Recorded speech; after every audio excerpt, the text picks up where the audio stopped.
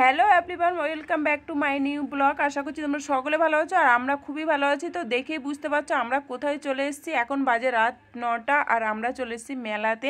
বাবু একটা না কয়েকদিন বলছিল মা মেলায় যাবো করে, তো আজকে একটু টাইম পেয়েছি, তো 9টা বেজে গেছে আস্তে আস্তে। যাই হোক, ফাইনালি আমরা মেলায় এসেছি।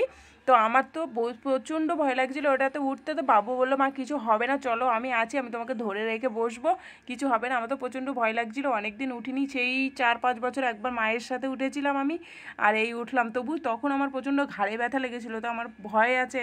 তো এটার নাম আমি জানি না, তোমরা যদি কেউ জেনে থাকো তো অবশ্যই কমেন্ট করে জানিও। তো এটাতে বসছি, আজকে কি হবে জানি না। যাই হোক, প্রচণ্ড ভয় লাগছে।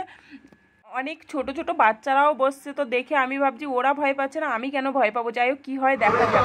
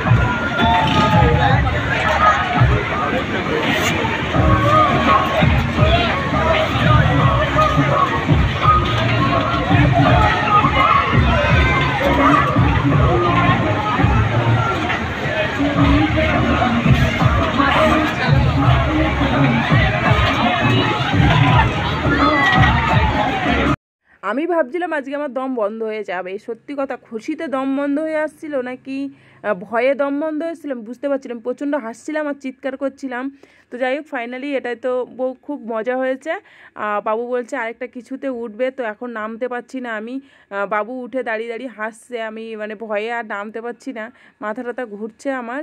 তো ও দাঁড়িয়ে দাঁড়িয়ে হাসছিল, তারপর আমার হাত ধরে ধরে নামাচ্ছিল। দেখো অবস্থাটা আমার, মানে আমার থেকে আরও অনেক ছোট ছোট বাচ্চারা ছিল, তারা মানে ভালোই মানে খুব এনজয় করেছে, কিন্তু আমি ভয় পেয়েছি একটু, তো বেশি ভয় পাইনি। যাই হোক, আরেকটা কিছু